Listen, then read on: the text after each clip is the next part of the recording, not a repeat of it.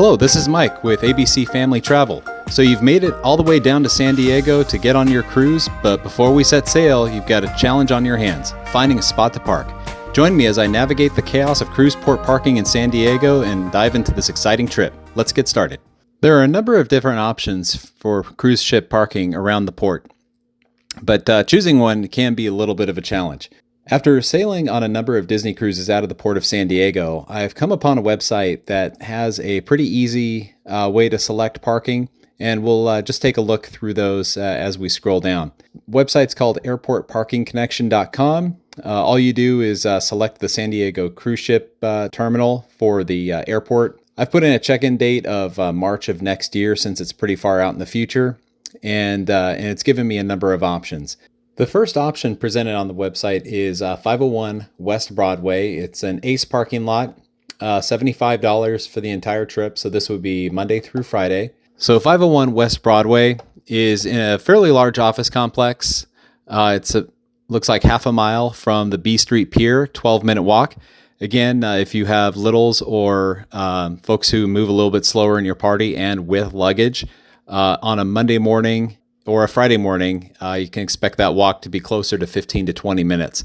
So that doesn't look to be a bad option at all. So $75 for the week looks like a pretty good deal. The next option is the Bayfront Garage Cruise Parking. So the Bayfront parking is actually at the Hilton Bayfront, which is right down by Petco Park. And from Google Maps, we can see that it is a 35-minute walk. It is about a mile and a half away from the B Street Pier. So definitely this is Uber territory. You just want to park your car here and take an Uber up to the pier. If all of the closer parking lots are full, this is definitely an option, but it certainly wouldn't be my first. The next parking lot is 655 West Broadway. We're going up in price here to $100, but if we go over to the map, we can see that this is a pretty solid choice as well. It's right across the street from the America Plaza station, which is the trolley and bus hub for downtown San Diego. It's also catty corner from the Santa Fe Depot. It's a 9-minute walk, just under half a mile. It's a pretty easy solution for those of you who want to park here. It's a good spot to be.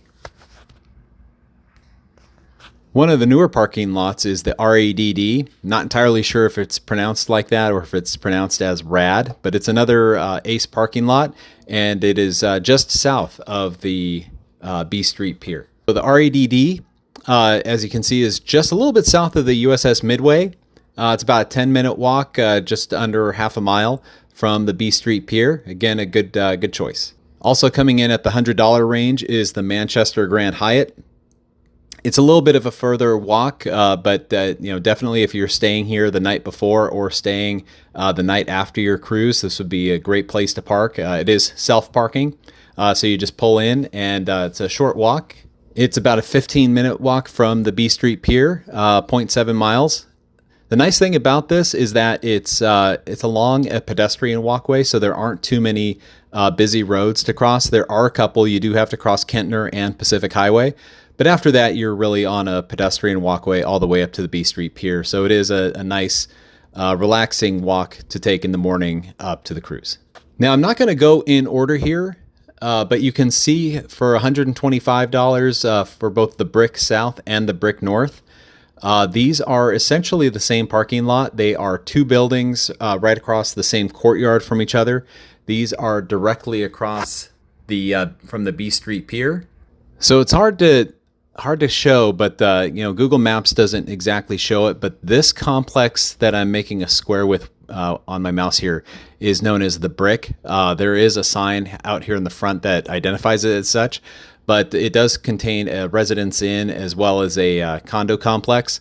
There's parking in Brick North, which is this building here, as well as Brick South, which is this building right here.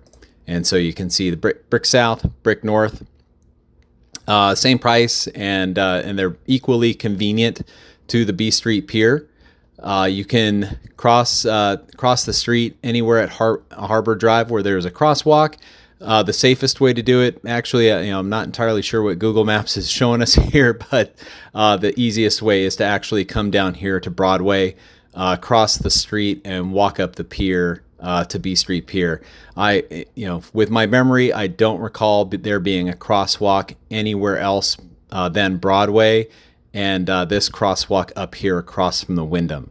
So those are the two places to cross. I'm not entirely sure about this one right here. I would be very careful. And then right in between the Brick South and the Brick North, we have 1059 Pacific Highway, also coming in at $125. So coming over to Google Maps, we can see that 1059 Pacific Highway is the parking essentially for the train station, Santa Fe Depot. Now this is an open air parking lot by Ace. There is little to no security in this lot. It is just an open lot. Whereas the other parking lots such as the Hyatt, the Brick, the Wyndham, there is some modicum of security there. Whereas this is just an open air lot. It's perfectly fine, but definitely don't leave any valuables. This is in the middle of a downtown area, and it's really for people to just park in the middle of the day and for commuters. And last on the list, I'm not going to include the Brick South and Brick North valet parking. Those prices just go up to $200. But right here we have the Wyndham San Diego Bayside at $150 for the week. It is a little bit pricey, but the convenience definitely comes into play here. I've parked here a number of times on Disney cruises out of San Diego.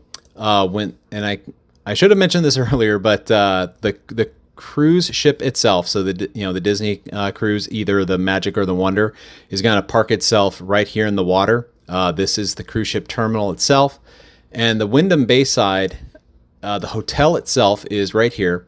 The parking lot that you will park in is right here. And with the special cruise line rate, they do ask you to park on the roof.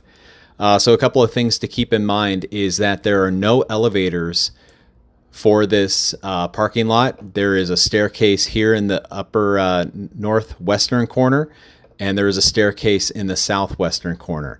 Those are the only points of egress from that second floor. Admittedly, there is a ramp going down, but this is not a pedestrian ramp, and you would not want to be caught in a pickle of walking down this ramp and having a car coming up. So it's definitely not made for pedestrians. But if you are ambulatory, you can climb up and down stairs. It is a very convenient option, especially when getting off the ship. You just come straight out of the terminal up to this walkway. Make use of this crosswalk across harbor, and then scrolling in, you can see there's a sidewalk going all the way back here up to the stairs, and you are at your car in less than 5 minutes. Now, admittedly, when you get off your cruise, you need to take the receipt that you used on the Airport Cruise Connection website, and you need to go to the front desk and get your ticket so that you can get out. So that adds about 5 to 10 minutes, but the Wyndham is a very, very convenient option for those sailing out of San Diego. Now, there are a couple of other parking locations, and not just a couple. There are many different locations that you can park at. I'm not going to include them all on this video, but two that do warrant a mention since they are used so frequently. I'll go ahead and point them out here. One is the Aladdin Airport parking. You can see it's about a half-hour walk, and it's a very busy area. So they do offer a shuttle. It's right by the airport, obviously. It's a huge parking structure, and in this lot itself, when all of the lots down by the pier fill up, this is going to be one of your go-to lots. There are always plenty of spots available. It's reasonably priced. They do run shuttles fairly frequently. I'll always see them down at the port. So definitely an option for if none of the other lots are available. Another option is the San Diego Park and Fly. So it's a little bit further away than the Aladdin Airport parking. It's right across the street from the San Diego Airport Rental Car Center. And as we scroll in, we'll be able to see that there is an entryway right off of Pacific Highway where you can go in and pay for the parking. It's a good idea, of course, to have reserved parking ahead of time.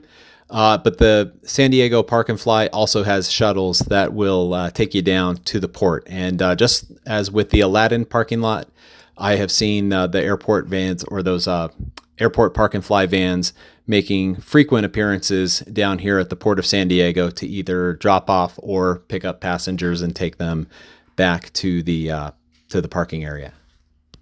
So thanks for joining me on this parking lot adventure in San Diego. I hope these tips help you navigate the city's streets like a pro. If you found this vlog helpful, give it a thumbs up, subscribe for more, and let me know your own parking hacks in the comments below. Until next time, keep cruising and park smart.